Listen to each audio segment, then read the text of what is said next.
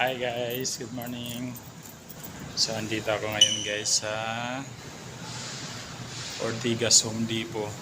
May bibilhin lang akong ilaw. So ayan guys, nakapag-park na ako at papunta na ako ng Home Depot store. So sa Home Depot na ito guys, dito sa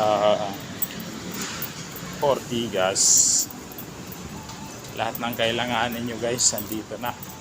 Mga parts ng bahay, sa mga ilaw, lababo, lahat guys ng mga furniture nandito sa Home Depot Ortigas. So ayan, pasok na tayo.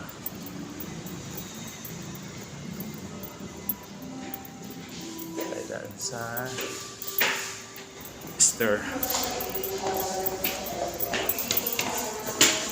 Yaw.